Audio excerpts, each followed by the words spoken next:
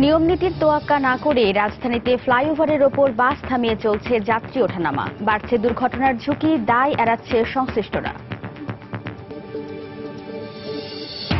দেশের বিভিন্ন আদালতে ঝুলছে প্রায় ৩১ লাখ মামলা। সাক্ষী হাজির না হওয়া সহ বিচারক ও আদালত সংকটই মামলা জটের প্রধান কারণ বলছেন বিচারকরা। সিলেট কারাগারে এক যুগেরও বেশি সময় ধরে বিনা বিচারে বন্দী আছেন ৬ জন। মিলছে না জামিন, মানবাধিকার লঙ্ঘনের অভিযোগ আইনজীবীদের। জেলা পরিষদ নির্বাচনে ভোটকাল, নির্বাচনী ব্যয় নিয়ে সতর্ক থাকার আহ্বান ওবায়দুল কাদেরের। বেশিরভাগ জেলায় চেয়ারম্যান পদে একক প্রার্থী থাকায় গ্রহণযোগ্যতা নিয়ে সংশয়। এবং গাইবান্ধার শাখাটায় নিরাপত্তা জোরদারের নামে পাহারাদারদের হাতে বেআইনিভাবে দেশীয় অস্ত্র তুলে দেওয়ার অভিযোগ, অঘটনের আশঙ্কা।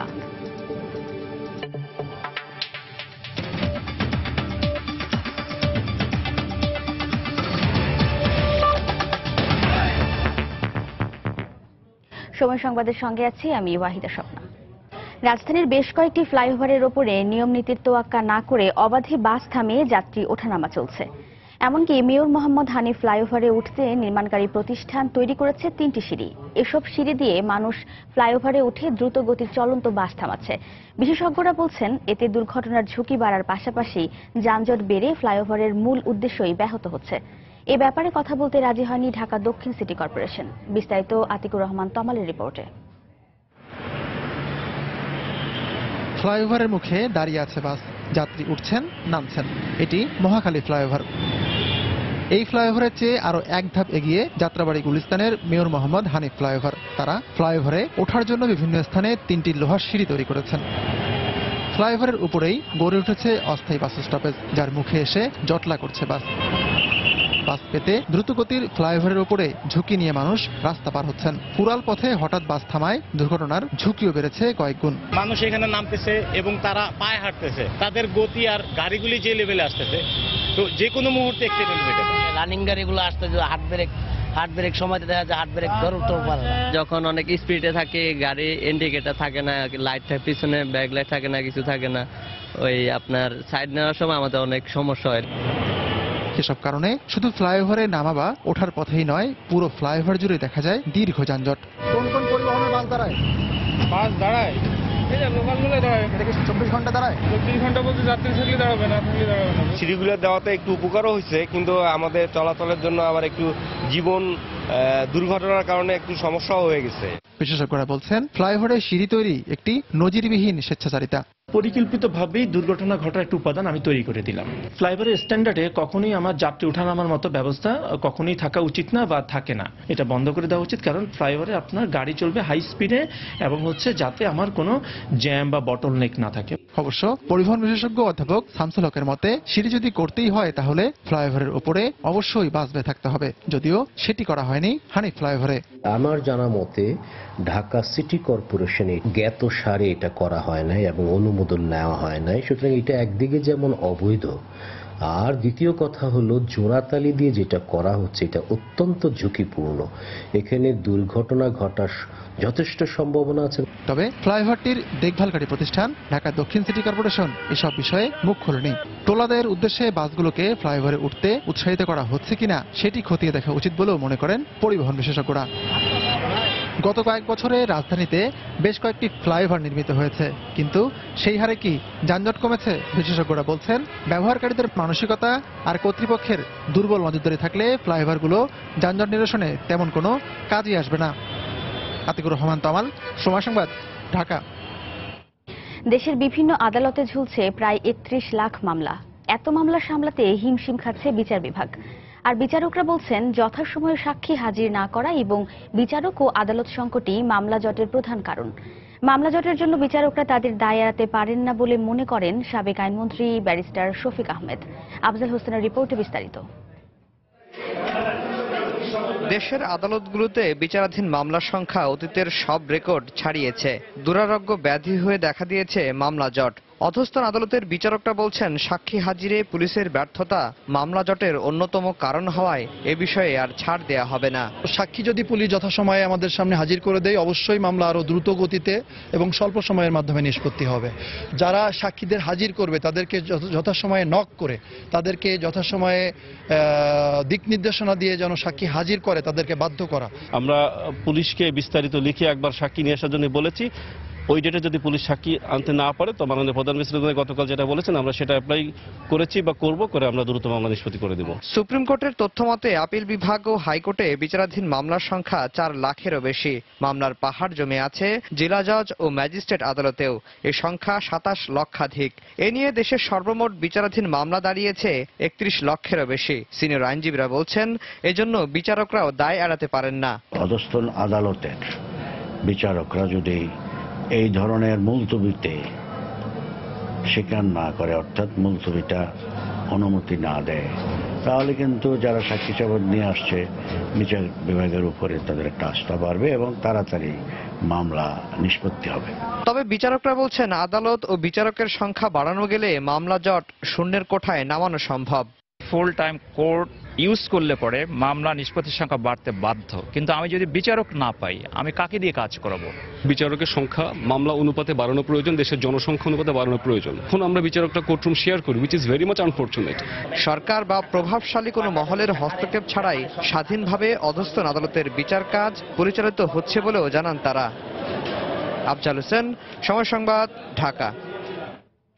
সিলেট কারাগারে 1 যুগ কিংবা তার বেশি সময় ধরে বিনা বিচারে বন্দী আছেন 6 জন। আরও 14 জন 5 বছরের বেশি সময় ধরে বন্দী।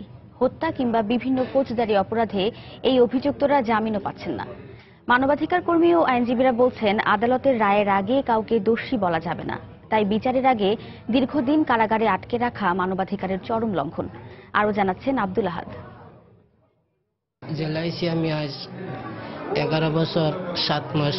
শুধু আমার টেনশনে মা বাবা মারা গেছে। তথ্য অধিকার আইনে অনুমতি নিয়ে সিলেট কারাগারে কথা হয় এই বন্দীদের সাথে। 12 বছর ধরে কারাগারে বন্দী ফারুক হোসেন। একই বছর দক্ষিণ সুরমা থানায় আরেকটি হত্যা মামলার আসামি সেলিম মিয়া 12 বছর ধরে কারাগারে বন্দী। গোলাপগঞ্জের সাইফুল আলম বন্দী 11 বছর ধরে। আর বিনা বিচারে রাজু জগন্নাথের কারাজীবন 14 বছরের। ফারুককে 132 বার, সেলিমকে 123 বার, সাইফুলকে 88 ও রাজুকে 113 বার আদালতে হাজির করা হলেও শেষ হয়নি বিচার কাজ।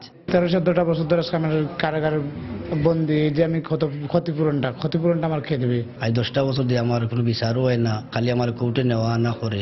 মূলত ম্যাজিস্ট্রেট, পুলিশ ও ডাক্তার সহ অন্যান্য সাক্ষীরা সাক্ষ্য দিতে না আসায় বিচার কাজ বিলম্ব হচ্ছে। তবে মানবাধিকার কর্মীরা মনে করেন, বিচারের নামে দীর্ঘদিন কারাগারে বন্দী মানবাধিকারের চরম লঙ্ঘন। সংবিধানে আছে সুস্পষ্টভাবে, বিনা বিচারে কাউকে একদিনের জন্য আটক রাখা যাবে না। এই ক্ষেত্রে বিচার বিভাগ এই ধরনের মামলায় জামিনের ক্ষেত্রে আরো উদারতা দেখাবেন বলে আমরা আশা করি। আমরা চাইব বিচার কার্যটা সঠিক সময়ে সঠিকভাবে হোক এবং প্রতিটি লোক আইনের সহায়তা পাক, ন্যায় বিচার পাক।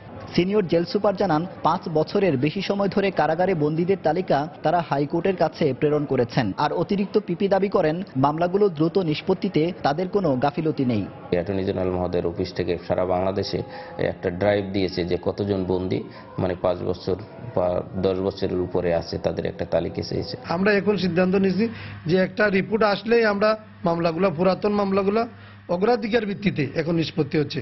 মামলা জট কমাতে দেশের আদালতগুলোতে বিচারাধীন পুরনো মামলাগুলো দ্রুত নিষ্পত্তি করতে সম্প্রতি নির্দেশনা দিয়েছেন হাইকোর্ট।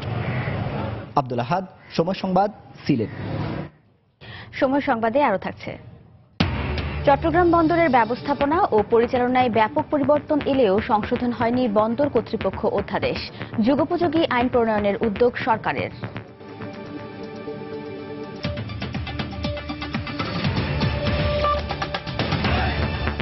জেলা পরিষদ নির্বাচনে নির্বাচনী ব্যয়ের বিষয়ে সতর্ক থাকতে অংশ নেওয়া প্রার্থীদের পরামর্শ দিয়েছেন আওয়ামী লীগের সাধারণ সম্পাদক ওবায়দুল কাদের। সকালে সচিবালয়ের সংবাদ সম্মেলনে নারায়ণগঞ্জ সিটি কর্পোরেশন নির্বাচনকে মডেল নির্বাচন দাবি করে এ নির্বাচনের মাধ্যমে দলীয় সরকারের অধীনে সুষ্ঠু নির্বাচন সম্ভব বলেও মন্তব্য করেন তিনি। একই সঙ্গে আগামীকালের জেলা পরিষদ নির্বাচনে মন্ত্রী ও এমপিদের নির্বাচনী এলাকায় অবস্থান ও নির্বাচনী প্রক্রিয়ায় অংশ না নেওয়ার আহ্বান জানান তিনি।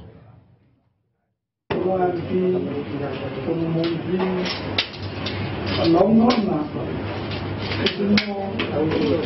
পরিষ্কারভাবে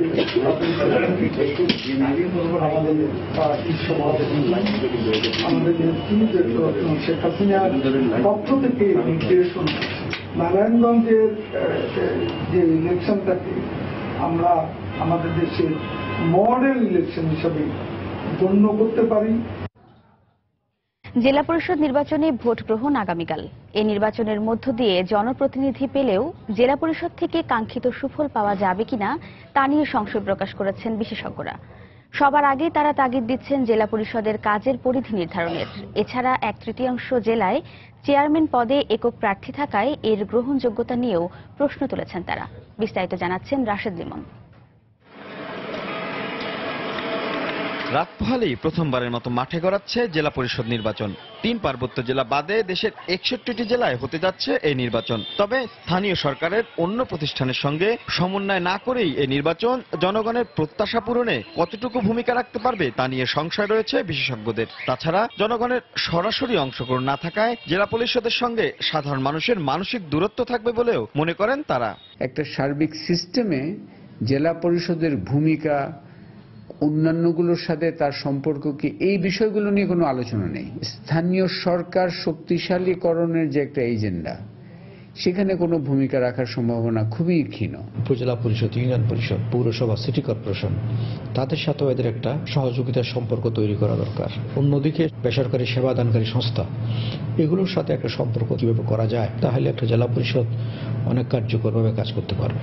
এই নির্বাচনের মাধ্যমে স্থানীয় সরকারের এই স্তরে গণতন্ত্র প্রতিষ্ঠার কথা বলা হলেও 22টি জেলায় একক প্রার্থী থাকায় সে বিষয়টিও প্রশ্নবিদ্ধ হচ্ছে বলে মনে করেন তারা। শুধু 22টা চেয়ারম্যান না, ফেনী জেলাতে পুরো এন্টায়ার জেলা পরিষদে বিনা প্রতিদ্বন্দ্বিতা নির্বাচিত হয়েছে। তো এগুলো কেন হচ্ছে, কিভাবে হলো, এগুলো তো নির্বাচন কমিশন দেখা দরকার। নির্বাচন কমিশন তো এগুলো দেখছে না। নির্বাচন বিনা প্রতিদ্বন্দ্বিতা হওয়ার অর্থ হচ্ছে রাজনৈতিক শূন্যতা। বিশ্বাসযোগ্যতার যে ঘাটতি নির্বাচনের, সেটা পূরণেরও একটা হয়তো ভূমিকা রাখতে পারত, সেখানেও ভূমিকা রাখছে না। তবে সবকিছু ছাপিয়ে এই নির্বাচন জেলা পরিষদ ব্যবস্থাকে কাঙ্ক্ষিত লক্ষ্যের দিকে এগিয়ে নেয়ার প্রথম পদক্ষেপ হিসেবেই দেখছেন বিশেষজ্ঞরা। রাশেদ লিমন, সময় সংবাদ, ঢাকা। গাইবান্ধার গোবিন্দগঞ্জে সাঁওতালদের উচ্ছেদের সময় পুলিশের দেয়া আগুনের ঘটনা তদন্তে ঘটনাস্থল পরিদর্শন করেছেন chief judicial magistrate Mohammad Shahidullah.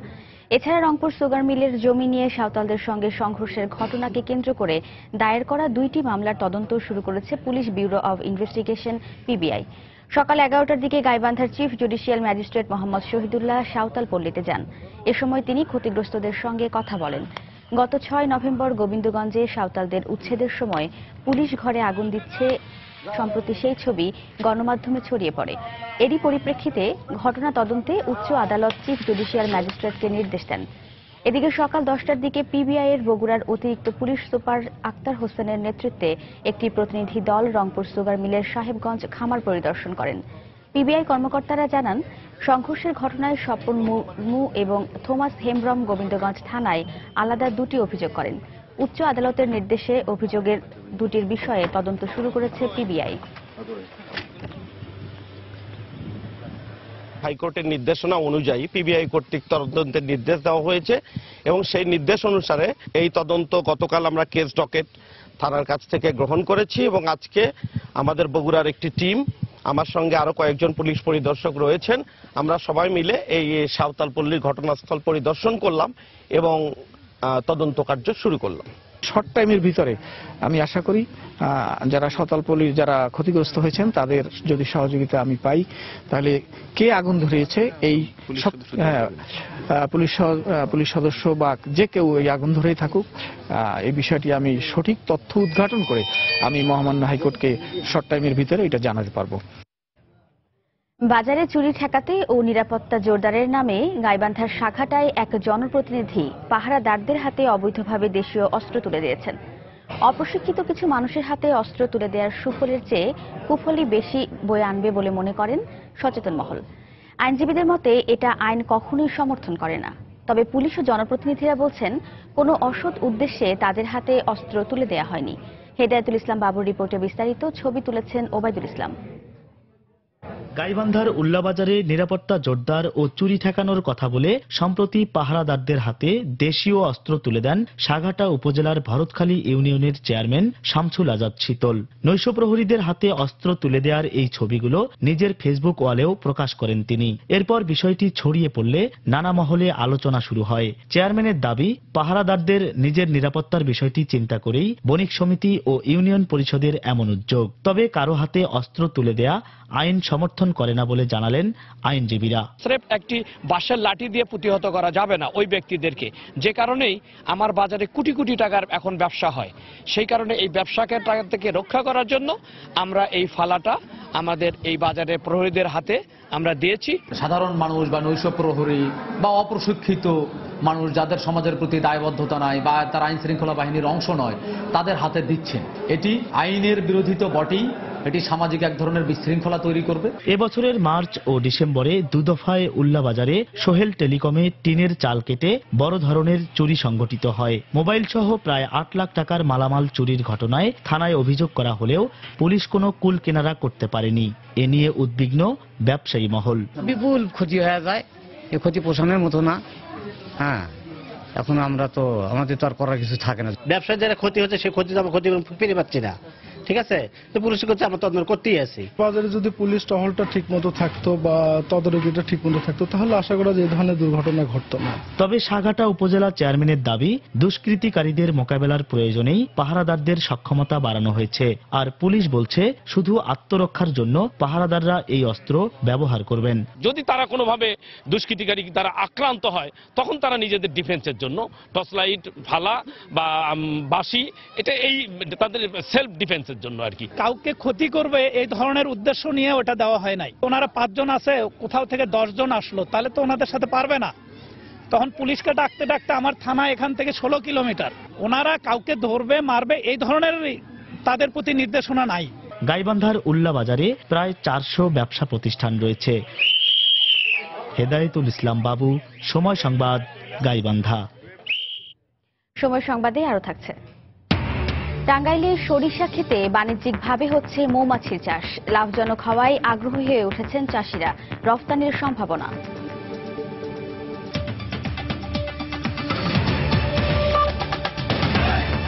Chittagong বন্দরের কর্মপরিধি বাড়ার পাশাপাশি চাহিদার সঙ্গে তাল মিলিয়ে বন্দরের ব্যবস্থাপনা ও পরিচালনায় এসেছে ব্যাপক পরিবর্তন। কিন্তু 1976 সালের চট্টগ্রাম বন্দর কর্তৃপক্ষ অধ্যাদেশ আজও সংশোধন হয়নি। এই অবস্থায় আগামী দিনের চাহিদার নিরিখে পোর্ট অর্ডিন্যান্স অ্যাক্ট যুগোপযোগী করে চট্টগ্রাম বন্দর কর্তৃপক্ষ আইন নামে একটি নতুন আইন প্রণয়নের উদ্যোগ নিয়েছে সরকার। আরও জানাচ্ছেন হাজরা শিউলি। ব্রিটিশ আমলে প্রণীত 1908 সালে পোর্ট অ্যাক্ট এবং 1976 সালের বন্দর কর্তৃপক্ষ অধ্যাদেশের মাধ্যমে পরিচালিত হচ্ছে চট্টগ্রাম বন্দর। তবে 1976 সালে এই বন্দরে কোনো কন্টেইনার জাহাজ ভিড়ত না, ছিল না কোনো টার্মিনাল বা বেসরকারি ব্যবস্থাপনায় পরিচালিত বার্থ অপারেটর ব্যবস্থা। পরিবেশ সুরক্ষা বা সমন্বিত নিরাপত্তা ব্যবস্থার বিষয়টিও ছিল অনুপস্থিত। 4 দশকে দেশের বৃহত্তম এই সমুদ্র বন্দরের অবকাঠামো উন্নয়নের সাথে পরিচালনা ও ব্যবস্থাপনা আধুনিক হলেও আইন রয়ে গেছে আগের অবস্থায়। এই প্রেক্ষাপটে পোর্ট অ্যাক্ট সংশোধন করে পূর্ণাঙ্গ আইন করা হচ্ছে বলে জানালেন নৌপরিবহন মন্ত্রী। পোর্ট অ্যাক্টটা হলো কি, এটা এক সময়ের একটা অর্ডিন্যান্স ছিল। এই অর্ডিন্যান্স বা অ্যাক্ট এটা কিন্তু পূর্ণাঙ্গ আইনও ছিল না। তারপরে এর মধ্যে এখন অত্যাধুনিক পদ্ধতিতে অনেক কিছু হচ্ছে। উপরন্তু এখানে ইংরেজিতে আইনটা রয়েছে, আমাদের সংবিধানে আছে, আমাদের আইনটা হবে বাংলায়। ওইটা করতে গিয়ে আমাদের যে যে জায়গায় সংশোধন, সংযোজন এবং যুগোপযোগী করার বিষয়টা এসেছে, আমরা সেগুলো করছি। বন্দরের পরিবর্তিত ব্যবস্থাপনা ও পরিচালনার সাথে সামঞ্জস্য রেখে নতুন আইনটি আরো শক্তিশালী হবে। ইতিমধ্যে আইনের খসড়া তৈরি হয়েছে বলে জানান চট্টগ্রাম বন্দরের এই কর্মকর্তা। বন্দর যে জায়গায় ছিল 76 সালে অথবা 1908 সালে, বন্দর ওই জায়গায় নেই। আগে যে ড্রাফটের জাহাজ ঢুকতো সেই ড্রাফট এবং লেন্থের জাহাজ এর চেয়ে বেশি ঢুকছে। বন্দরের ইয়ার্ডগুলোর ব্যবস্থাপনা পরিবর্তন হয়েছে। বন্দর এখন আইএসপিএস কোডের অধীনে এসছে। যে ট্যারিফগুলো ছিল ট্যারিফেরও ব্যাপক পরিবর্তন হবে। এরকম আরো বহুবিধ বিষয় যেটি আধুনিক বন্দর ব্যবস্থাপনার সাথে যুক্ত হয়েছে, সেগুলোকে আমরা অন্তর্ভুক্ত করে এই আইনের খসড়া করেছি। আইন মন্ত্রণালয়ে পরীক্ষা নিরীক্ষার পর জাতীয় সংসদে পাশ হবে এই আইন। কর্তৃপক্ষের আশা 2017 সালে একটি নতুন আইন পাবে চট্টগ্রাম বন্দর। হাজরা শিউলি, সময় সংবাদ, ঢাকা। রাজশাহী মেডিকেল কলেজ হাসপাতালে অনির্দিষ্টকালের কর্মবিরতি পালন করছেন ইন্টার্ন চিকিৎসকরা। এতে চরম দুর্ভোগে পড়েছেন চিকিৎসা নিতে আসা রোগীরা। এদিকে ইন্টার্ন চিকিৎসককে লাঞ্ছিতের ঘটনায় দায়ের করা মামলায় সকালে একজনকে গ্রেফতার করেছে পুলিশ। ভুক্তভোগীরা জানান, বিভিন্ন এলাকা থেকে সকালে রোগীরা চিকিৎসা নিতে হাসপাতালে যান, কিন্তু ইন্টার্ন চিকিৎসকদের কর্মবিরতির কারণে দুর্ভোগে পড়েন তারা। তাদের অভিযোগ, গুরুতর অসুস্থ হয়ে রোগীকে হাসপাতালে ভর্তি করা হলেও প্রয়োজনীয় চিকিৎসা পাচ্ছেন না তারা। গতকাল বিকেলে হাসপাতালের গাইনি ওয়ার্ডে কয়েকজন ইন্টার্ন চিকিৎসকের সঙ্গে রোগীর স্বজনদের হাতাহাতিকে কেন্দ্র করে অনির্দিষ্টকালের কর্মবিরতির ডাক দেন ইন্টার্ন চিকিৎসকরা।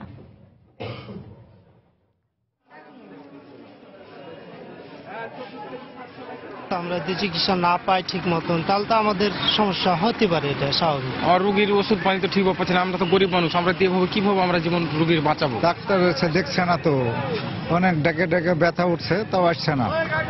ডাকলে বলছে যে কথা মানে দরজা লক করে দিয়ে থেকে দিয়েছে, এরকম মানে খুব ডিস্টার্ব করছে, আর ডাকলে খুব ঝামেলাও করছে।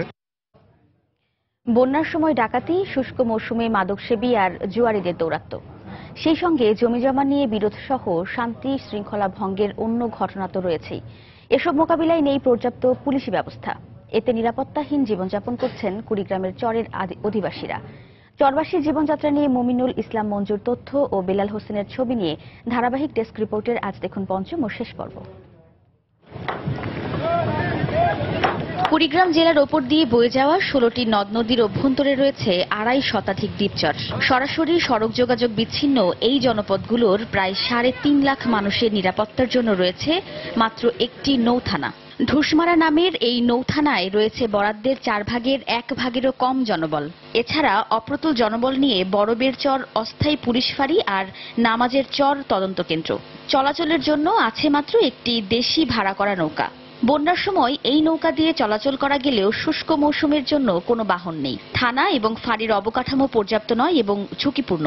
এতে সময় মতো আইনশৃঙ্খলা বাহিনীর সদস্যদের কাছে না পাওয়ায় সব সময়ই আতঙ্কের মধ্যে থাকতে হয় চরবাসীদের। আমাদের এখানে তো নিরাপত্তার খুব সমস্যা, পুলিশ চৌকিদার নাই, পুলিশ নাই। চোর ডাকাত গুলো আসে, নদীর বাড়ির আশেপাশে ডাকাতি করে নিয়ে যায়। দূর দূরান্ত যদি একটু গ্রাম হয়, সেখানে পুলিশ যাইতে দেখা যায় 2 দিন সময় লাগে। নৌথানায় কর্মরত পরিদর্শক, উপপরিদর্শক ও সহকারী উপপরিদর্শক পদমর্যাদার কর্মকর্তারা নৌ পুলিশের অধীনস্থ, আর কনস্টেবলরা জেলা পুলিশের অধীনে। দ্বৈত এ ব্যবস্থাপনার কারণে প্রশাসনিক কাজের সমস্যা হচ্ছে বলে জানালেন স্থানীয় জনপ্রতিনিধি। দারোগা এবং ইন্সপেক্টর যারা আছেন তারা নৌ পুলিশের আন্ডারে, আর ফোর্স যারা আছেন তারা হলেন জেলা পুলিশের আন্ডারে। এই কারণে আমাদের প্রশাসনিক কাজে অনেকটা বিঘ্ন ঘটতেছে। যোগাযোগ সমস্যা ও জনবল সংকট সহ নানা সীমাবদ্ধতার মধ্যেই চরবাসীদের নিরাপত্তায় কাজ করার কথা জানালেন নৌথানার ভারপ্রাপ্ত কর্মকর্তা। শুষ্ক মৌসুমে নৌকা দিয়ে মানুষের সেবা প্রদান করা সম্ভব হয় না। আমাদের অনেক সীমাবদ্ধতা আছে, সীমাবদ্ধতার মাঝেও আমরা চরবাসীদের সেবা দিয়ে যাচ্ছি। বিচ্ছিন্ন সড়ক যোগাযোগ ব্যবস্থা সহ যানবাহনের অপ্রতুলতার কথা ঊর্ধ্বতন কর্তৃপক্ষকে জানানো হয়েছে বলে জানালেন জেলা পুলিশের শীর্ষ কর্মকর্তা।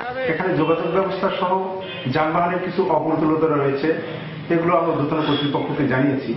এই সমস্যাগুলোর সমাধান হলে আমরা আরো আমাদের পুলিশি সেবাটা মানুষের দোরগোড়ায় পৌঁছাতে পারবো। জেলা পুলিশ দপ্তরের তথ্যানুযায়ী ঢুসমারা নৌথানায় বরাদ্দের 57 জনবলের মধ্যে রয়েছে 13 জন, আর নামাজের চর তদন্ত কেন্দ্র ও বড়বের চর পুলিশ ফাঁড়িতে রয়েছেন 27 জন। সময় সংবাদ, কুড়িগ্রাম। টাঙ্গাইলের সরিষা ক্ষেতে বাণিজ্যিকভাবে মৌমাছির খামার করে লাভবান হচ্ছেন মৌচাষীরা।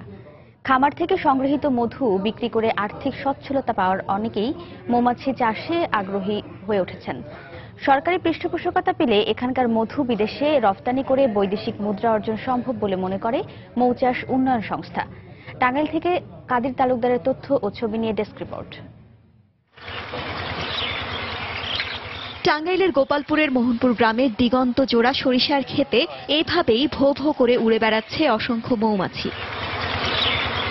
শুধু গোপালপুরেই নয়, জেলার 12টি উপজেলাতে বাণিজ্যিকভাবে গড়ে উঠেছে ছোট বড় 160টি মৌমাছির খামার। সরিষা ক্ষেতের পাশেই এসব খামারে সারিবদ্ধভাবে বসানো হয়েছে শত শত বাক্স। হাজার হাজার মৌমাছি ফুল থেকে মধু সংগ্রহ করে বাক্সে জমা করছে। আর 7-8 দিন পর পর বিশেষ উপায়ে এসব বাক্স থেকে মধু সংগ্রহ করে বাজারে বিক্রি করে লাভবান হচ্ছেন মৌচাষীরা। পাশাপাশি ক্ষেতে মৌমাছি বিচরণের কারণে সরিষার ফলন 30 থেকে 35% বেড়ে যাওয়ায় খুশি কৃষকরাও। বেসিক থেকে প্রশিক্ষণ নিয়ে পরে এটা পালা শুরু করলাম, এটা আসলে লাভবান। এখানে যে মৌমাছিগুলো আসছে অবশ্যই আমরা বেনিফিটেড, কারণ মৌমাছিগুলো আমাদের পরাগায়নে সহযোগিতা করতেছে। এমনি বিঘাতে হয়তো আগে 3 মণ, 3.5 মণ, 4 মণ, এখন 5 মণ, 5.5 মণ পর্যন্ত আমরা পাই। এই অবস্থায় সরকারি পৃষ্ঠপোষকতা পেলে এখানকার মধু স্থানীয় চাহিদা মিটিয়ে বিদেশে রপ্তানি করা সম্ভব বলে জানালেন মধুপুরের মৌচাষ উন্নয়ন সংস্থার এই কর্মকর্তা। মৌচাষের মাধ্যমে এটা যে কালেকশন করে আমরা বিদেশে রপ্তানি করতে পারি, তাহলে এটা আমরা ফরেন কারেন্সি আমরা পাবো, দেশ বেনিফিটেড হবে। টাঙ্গাইল বিসিক শিল্প নগরীর শীর্ষ কর্মকর্তা জানালেন, ইতোমধ্যে সরকারিভাবে মধু প্রক্রিয়াজাতকরণের কেন্দ্র নির্মাণের কাজ শুরু হয়েছে। বিসিক থেকে আমরা ওই ধামরাইয়ে একটা প্রসেসিং প্লান্ট তৈরি করতেছি। শেষ হলে এখান থেকেই প্রসেস করতে পারবো ওই মধুটা, এবং ওই মধু 5 বছরও কিছু হবে না। গত বছর এ জেলায় 120 মেট্রিক টন মধু উৎপাদন হলেও এ বছর লক্ষ্যমাত্রা ধরা হয়েছে 750 মেট্রিক টন। সময় সংবাদ, টাঙ্গাইল। ঘন কুয়াশার কারণে 5 ঘন্টা বন্ধ থাকার পর স্বাভাবিক হয়েছে পাটুরিয়া দৌলতদিয়া ও কাওড়াকান্দি শিমুলিয়া রুটে ফেরি চলাচল।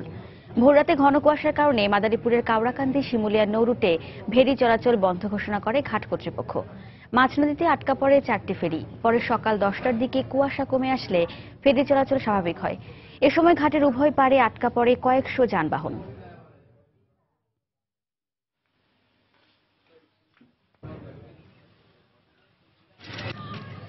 মানিকগঞ্জে 5 ঘন্টা বন্ধ থাকার পর পাটুরিয়া দৌলতদিয়া নৌ রুটে ফেরি চলাচল স্বাভাবিক হয়েছে।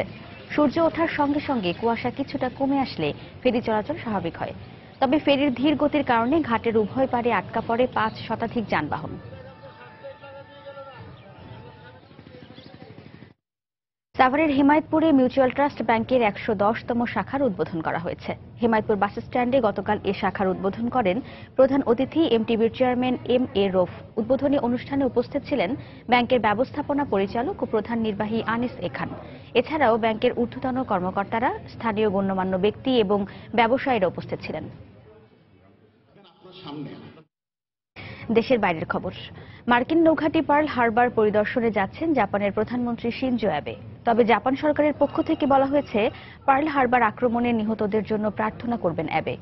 তবে এই ঘটনার জন্য ক্ষমা চাইবেন না তিনি। ইতোমধ্যে হাওয়াই দ্বীপে পৌঁছেছেন শিনজো অ্যাবে। সেখানে পৌঁছেই হাওয়াই মেমোরিয়ালে ফুল দিয়ে শ্রদ্ধা জানান তিনি। এরপর কিছুক্ষণ নীরবতা পালন করেন। সেখান থেকে মার্কিন প্রেসিডেন্ট বারাক ওবামার সঙ্গে পার্ল হারবার পরিদর্শনে যাবেন অ্যাবে। 1941 সালের 7 ডিসেম্বর হাওয়াই দ্বীপপুঞ্জে অবস্থিত মার্কিন নৌঘাঁটি পার্ল হারবারে হামলা চালায় জাপান। ওই হামলার প্রায় 2300 জন নিহত হন। ওই ঘটনার পরে যুক্তরাষ্ট্র সরাসরি দ্বিতীয় বিশ্বযুদ্ধে জড়িয়ে পড়ে। যুদ্ধের পর জাপানের সঙ্গে যুক্তরাষ্ট্র মিত্রতা স্থাপন করলেও এ পর্যন্ত দেশ দুটির কোনো শীর্ষ নেতা পার্ল হারবার সফরে যাননি। আক্রমণের 75 বছর পূর্তি 3 সপ্তাহ পর মার্কিন নৌঘাঁটিতে যাচ্ছেন অ্যাবে। সিরিয়ার আলেপ্পো শহরের একটি গণকবর থেকে বেশ কয়েকজন বেসামরিক নাগরিকের দেহাবশেষ উদ্ধার করার কথা জানিয়েছে রাশিয়ার পররাষ্ট্র মন্ত্রণালয়। ভয়াবহ নির্যাতনের পর বিদ্রোহীরা তাদের হত্যা করেছে বলে জানান মন্ত্রণালয়ের মুখপাত্র মেজর জেনারেল ইগোর কোনাশেনকোভ। এদিকে বিদ্রোহী দখলমুক্ত এলাকাগুলোয় বেসামরিক নাগরিকদের ত্রাণ দেওয়ার পাশাপাশি বোমা নিষ্ক্রিয় করতে মাঠে নেমেছে রুশ সামরিক বাহিনী। বিদ্রোহীরা তাদের নিয়ন্ত্রিত এলাকাগুলো থেকে সরে গেলেও রাস্তাঘাট, ব্যক্তিগত গাড়ি, ভবনের প্রবেশমুখ, এমনকি শিশুদের খেলনার মধ্যে শক্তিশালী বোমা পুঁতে রাখায় আতঙ্ক কাটছে না। এরই মধ্যে রুশ বাহিনী বিদ্রোহী অধ্যুষিত এলাকায় অভিযান চালিয়ে 3টি সজোয়া যান, 2টি কামান, বেশ কয়েকটি রকেট লঞ্চার ও মর্টার উদ্ধারের দাবি করে। এছাড়া বিদ্রোহীদের 7টি অস্ত্রাগার শনাক্ত করার কথাও জানায় তারা।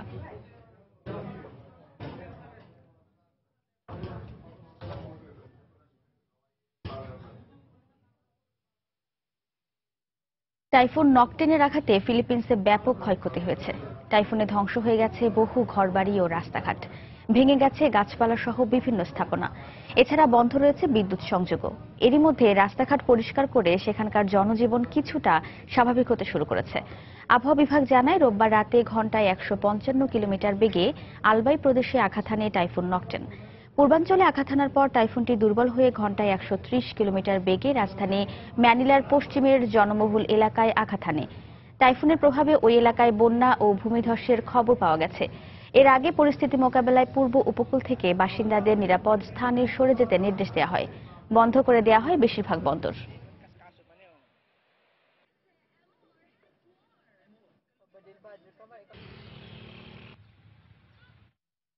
বাংলাদেশ নিউজিল্যান্ড ওয়ানডে সিরিজের খবর। শেষ 2 ওয়ানডেতে খেলতে নেলসনে পৌঁছেছে বাংলাদেশ ক্রিকেট দল। আজ স্থানীয় সময় দুপুর 1:30টায় নেলসন পৌঁছায় টাইগাররা। 3 ম্যাচ সিরিজের শেষ 2 ওয়ানডে অনুষ্ঠিত হবে নেলসনের স্যাক্সটন ওভালে। প্রথম ওয়ানডে শেষে ক্রাইস্টচার্চ থেকে বিমানে নেলসনে পৌঁছায় মাশরাফি সাকিবরা। তবে এদিন অনুশীলন করেনি টাইগাররা। ক্রাইস্টচার্চ বাংলাদেশের জন্য নতুন ভেন্যু হলেও নেলসনে খেলার অভিজ্ঞতা আছে মাশরাফিদের। 2015 বিশ্বকাপে স্কটল্যান্ডের বিপক্ষে ম্যাচটি অনুষ্ঠিত হয়েছিল নেলসনেই। সেই ম্যাচে স্কটিশদের দেয়া 318 রান তাড়া করে জয় পেয়েছিল বাংলাদেশ, যা এখন পর্যন্ত বাংলাদেশের সর্বোচ্চ রান তাড়া করে জয়ের রেকর্ড। সেই জয় থেকে অনুপ্রেরণা নিয়ে সিরিজে ঘুরে দাঁড়াতে চাইবে মাশরাফির দল।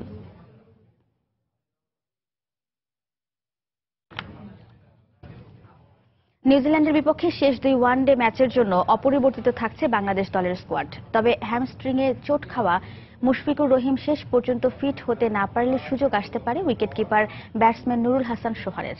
ক্রাইস্টচার্চে 3 ম্যাচ সিরিজের প্রথম ওয়ানডেতে 48 বলে 42 রান করা মুশফিক চোটের কারণে রিটায়ার্ড হার্ট হয়ে ফেরার পর আর মাঠে নামেননি। পরের 2 ওয়ানডে স্কোয়াডে অধিনায়ক মাশরাফির পাশাপাশি আছেন তামিম ইমরুল, সৌম্য সাব্বির, মাহমুদুল্লাহ সাকিব, মোসাদ্দেক রুবেল, তাসকিন মুস্তাফিজ, মিরাজ, শুভাশিস ও তানভীর। এ পর্যায়ে শীর্ষ সংবাদ জানিয়ে দিচ্ছি আরেকবার। নিয়ম নীতির তোয়াক্কা না করেই রাজধানীতে ফ্লাইওভারের ওপর বাস থামিয়ে চলছে যাত্রী ওঠানামা। বাড়ছে দুর্ঘটনার ঝুঁকি, দায় এড়াচ্ছে সংশ্লিষ্টরা। দেশের বিভিন্ন আদালতে ঝুলছে প্রায় 31 লাখ মামলা। সাক্ষী হাজির না হওয়া সহ বিচারক ও আদালত সংকটই মামলা জটের প্রধান কারণ বলছেন বিচারকরা। সিলেট কারাগারে 1 যুগেরও বেশি সময় ধরে বিনা বিচারে বন্দী আছেন 6 জন। মিলছে না জামিন, মানবাধিকার লঙ্ঘনের অভিযোগ আইনজীবীদের। জেলা পরিষদ নির্বাচনে ভোটকাল, নির্বাচনী ব্যয় নিয়ে সতর্ক থাকার আহ্বান ওবায়দুল কাদেরের। বেশিরভাগ জেলায় চেয়ারম্যান পদে একক প্রার্থী থাকায় গ্রহণযোগ্যতা নিয়ে সংশয়। এবং গাইবান্ধার শাখাটায় নিরাপত্তা জোরদারের নামে পাহারাদারদের হাতে বেআইনিভাবে দেশীয় অস্ত্র তুলে দেওয়ার অভিযোগ, অঘটনের আশঙ্কা। এই ছিল এখনকার মতো। যে কোনো খবর পেতে ভিজিট করুন সময়নিউজ.tv। যে কোনো বাংলা লিঙ্ক ও রবি নম্বর থেকে সময় সংবাদের খবর, অনুষ্ঠান সম্পর্কে জানতে এবং যে কোনো তথ্য সময় সংবাদকে জানাতে ডায়াল করুন 16242 নম্বরে। এছাড়া এই মাত্র পাওয়া খবর আপনার মোবাইলে পেতে SMS করুন *BN লিখে পাঠিয়ে দিন 16242 নম্বরে। আর সঙ্গে থাকুন সময়ের।